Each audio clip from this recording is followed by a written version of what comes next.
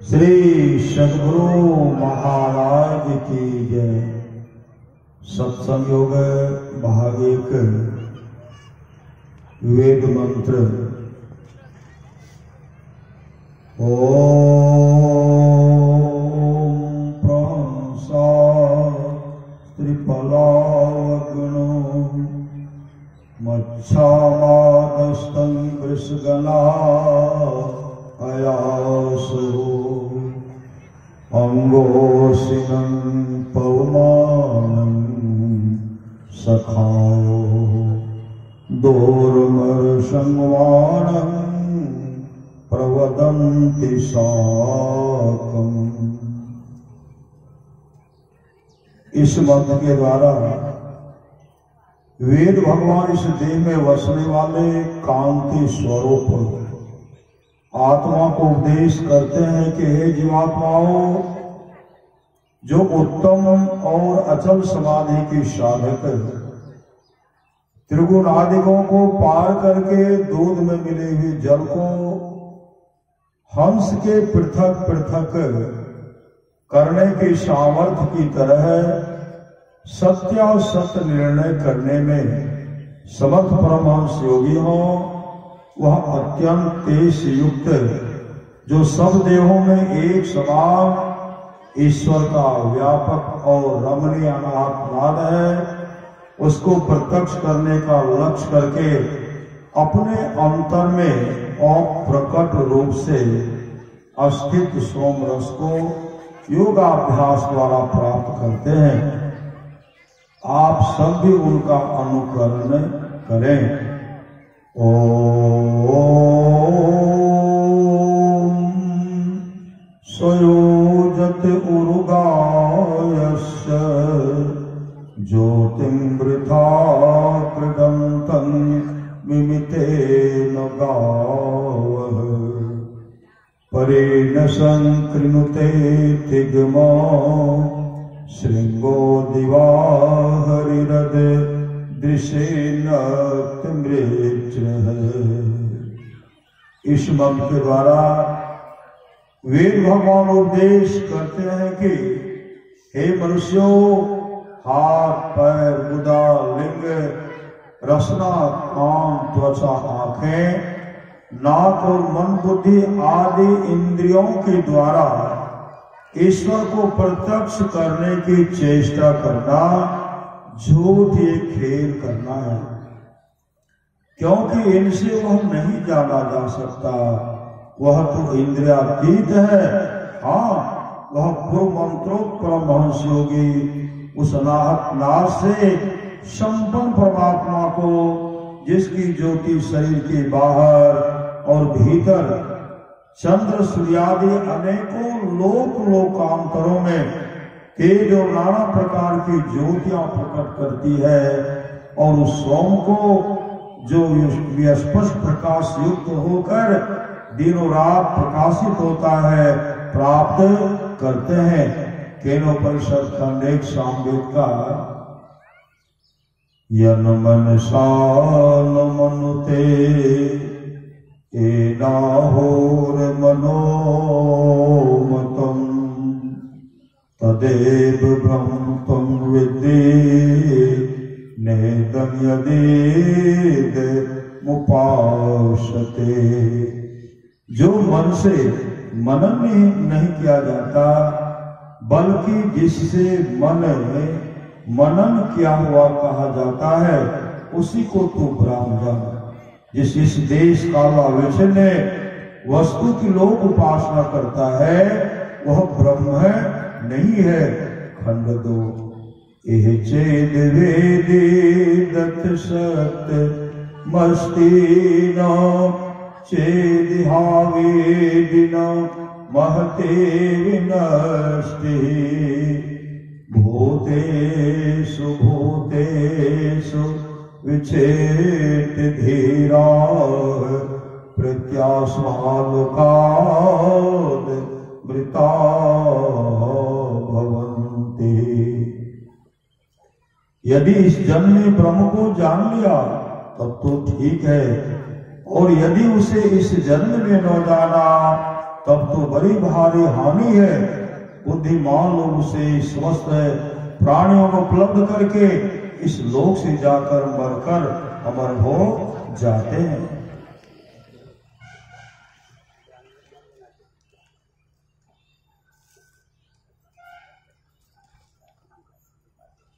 सत्संग भाग 2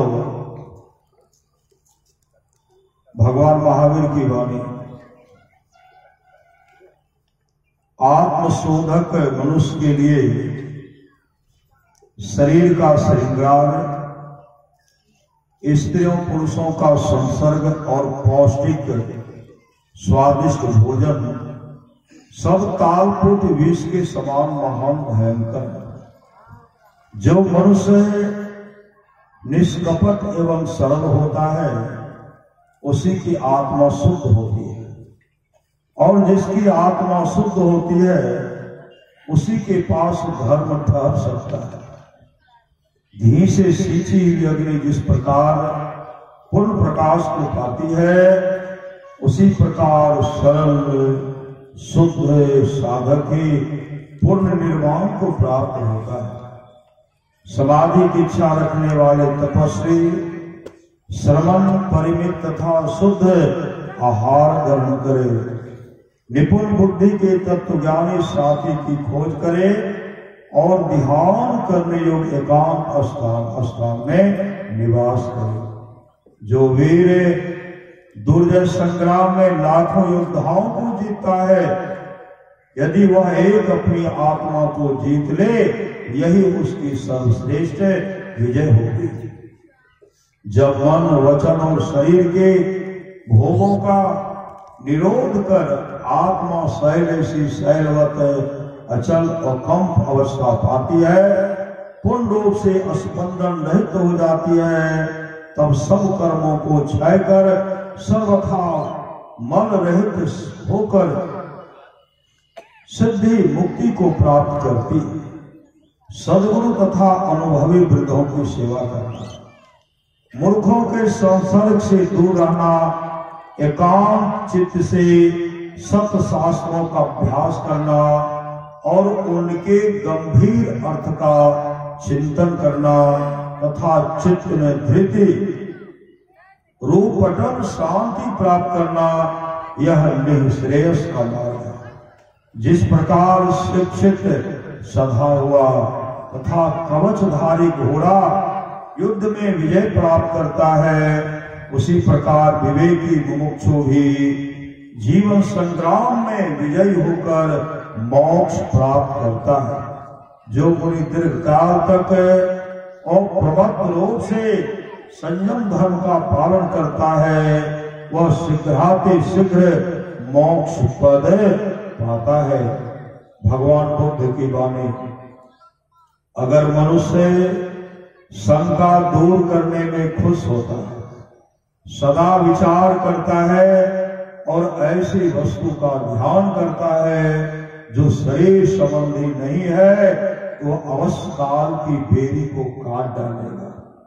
सब दानों में धर्म का दान उत्तम है, सारे रसों में धर्म का रस मीठा है, सारे आनंदों में धर्म का आनंद श्रेष्ठ है।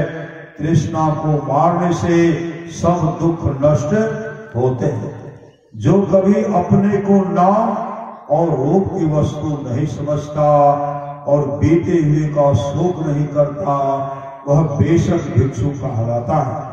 हे भिक्षु, ध्यान कर और सावधान रह, अपने चित्त को खुशी की तरफ न ले जा, ताकि तुझे बेपरवाही के बदले नरक में लोहे का गोला न निगलना पड़े और जलते समय न चिल्लाना पड़े कि है यह दुख है। ज्ञान बिना ध्यान नहीं और ध्यान बिना ज्ञान नहीं है। जो ज्ञान और ध्यान दोनों रखता है, निर्वाण के समीप है। भिक्षु, जो अपने शून्य हृदय में पहुंच गया है, जिसका चित्त स्थिर है, वह जो धर्म को साफ तौर से देखता है, अलौकिक आनंद पाता है। पाप मत करो, भलाई करो अपना चित्त शुद्ध करो, यही कुल बुद्धों का उपदेश है। जैसे तीर बनाने वाला अपने तीर को सीधा करता है, उसी प्रकार बुद्धिमान आदमी अपने चंचल और चलायमान चित्त को अस्थिर करता है, जिसको काबू करना कठिन है, जिसका रोकना कठिन है। हम शुद्ध के रास्ते पर जाते हैं, वह अद्भुत रीति से आकाश में चलते हैं। बुद्धिमान लोग दुनिया से निकलने का मार्ग पा जाते हैं। जब वह मार और उसकी सेना को जीत लेते हैं, मनुष्य जिससे बुद्ध का बताया हुआ धर्म सीखे तो उसे परिश्रम से उसकी सेवा करनी चाहिए। जैसे ब्राह्मण यज्ञ अग्नि की पूजा करता है, जो उनकी सेवा करता है, जो पूजने योग्य है, चाहे वह बुद्ध हो या उनके चेले हो, जिन्होंने पापों के समूह को जीत लिया हो और दुख की नदी को पार कर लिया हो, जो उनका सम्मान करता है, जिन्होंने आजादी पाली हो और जो भयभीत न हो, उसके पुण्य का कोई अंदाजा नहीं कर सकता। ग्रंथ धम्मपद।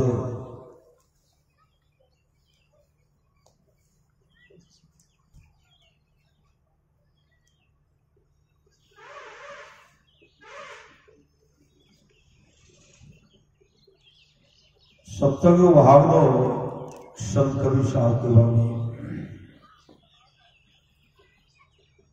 गगन की ओट निशाना है, गगन की ओट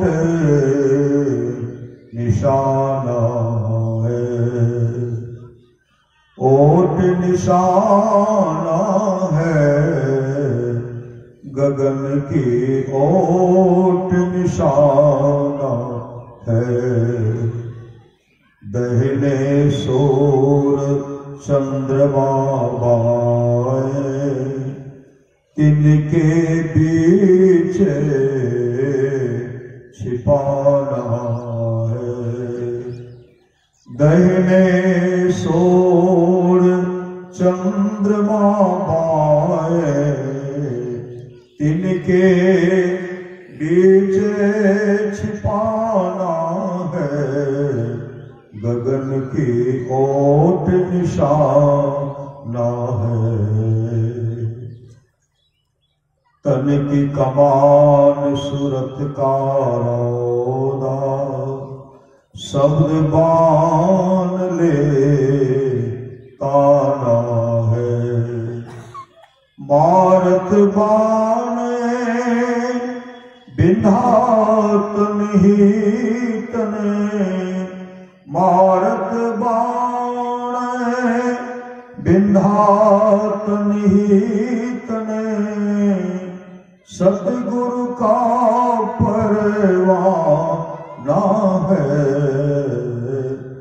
सतगुरु का परवाना है। गगन की ओट निशाना है। मारियो बाण घाव नहीं तन में, जिन लागा तिने जाना है।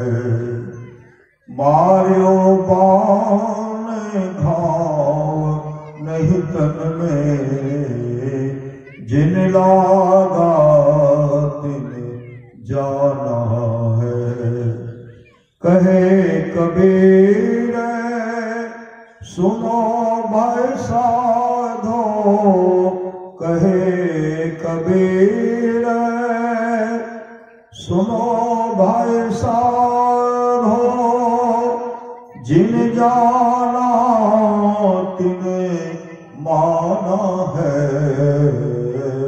जिन जाना तिने माना है। गगन की ओट निशाना है। सत्संग भारती ने कल्याण संतवाणी अंक आर्य समाज के प्रसिद्ध प्रवर्तक स्वामी श्री दयानंद सरस्वती जी की वाणी।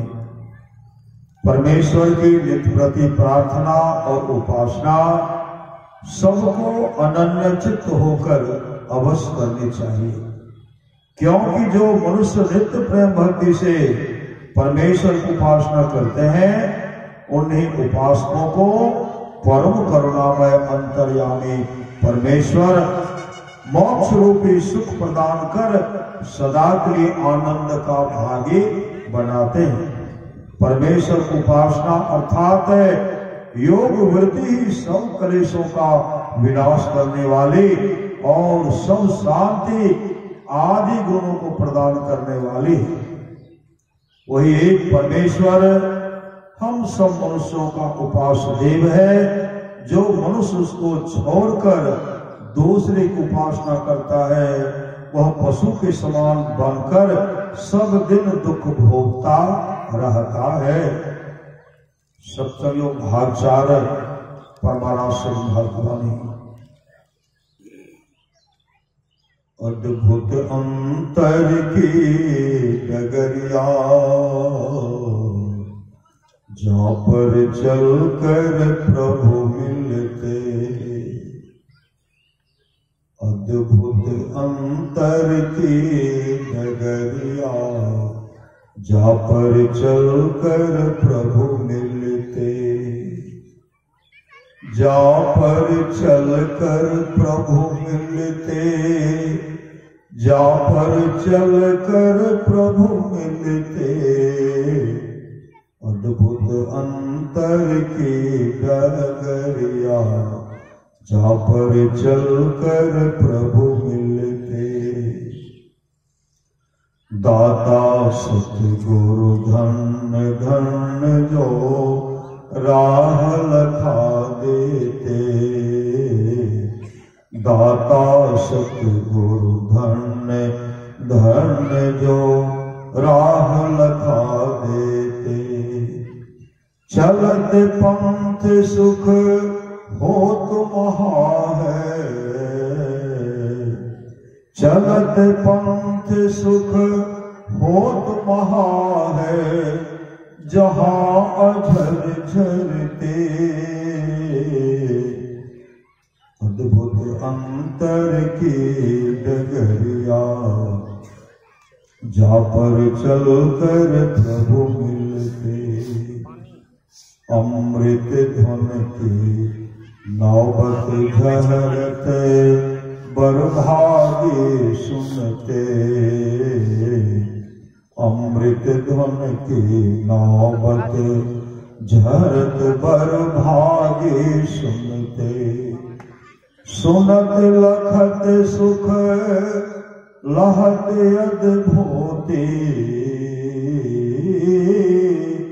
सुनत लखत सुख लहत अद्भुति।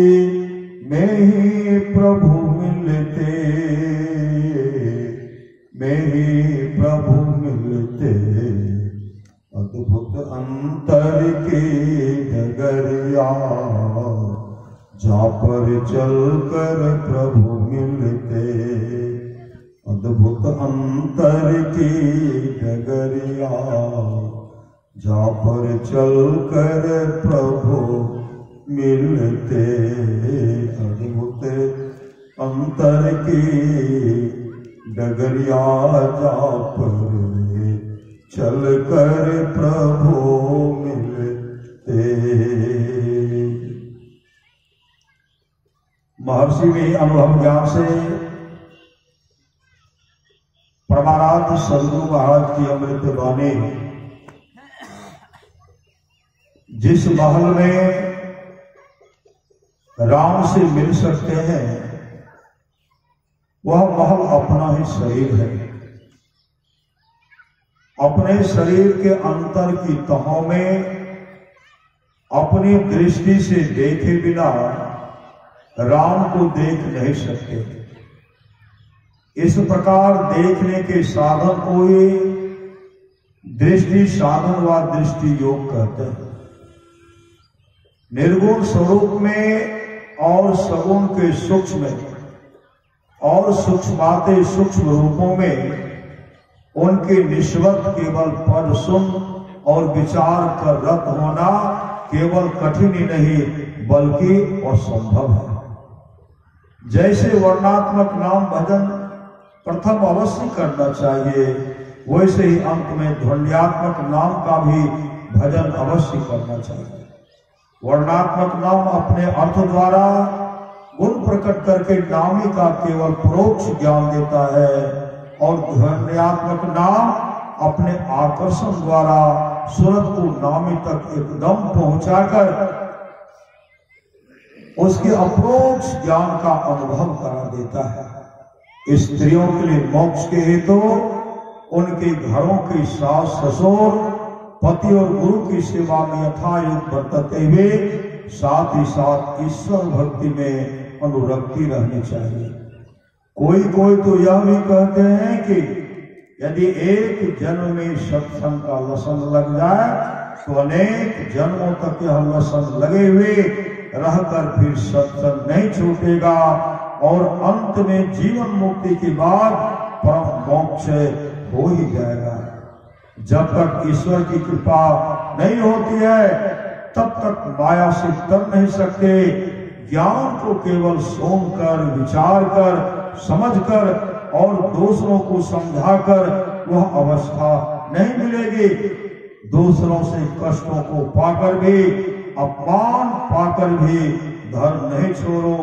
धर्म के लिए कोई कष्ट देता है अपमान करता है तो उसको सह। संत नहीं होते तो मानव को ईश्वर का ज्ञान नहीं होता। संत नहीं होते तो हमारा जीवन अंधकारमय होता। ईश्वर का ज्ञान संत के सिवा और कोई देने वाला नहीं। भक्त ईश्वर के दर्शन के लिए ललायत रहता है, दर्शन के बिना वह विकल रहता है। यह भाव जिसके हृदय में है वही भक्त है। यह भाव हृदय में रखना चाहिए। यह संसार मोह का नगर है। मोह कहते हैं अज्ञानता को और सत्य को सत्य कहकर पकड़ बैठे हो और इसमें शांति चाहते हो, कभी होने को नहीं है। जो साधन करे उसको ये अनुभूति अपने अंदर में प्रत्यक्ष होगी। जो अच्छी तरह कोशिश करे तो अवश्य देखेगा। ये कोई ऊंचे दर्जे की चीजें नहीं है, नीचे की है, किंतु मन को पवित्र रखना जरूरी है। जिसका मन पवित्र नहीं है वह उसे देख नहीं सकते। महल से जमीन का दाम बहुत कम होता है, किंतु महल का आधार जमीन है। बिना जमीन के महल बन नहीं सकता। उसी तरह बिना सत्संग रूपी जमीन के भजन रूपी महल बन नहीं सकता। सत्संग की बड़ी जरूरत है।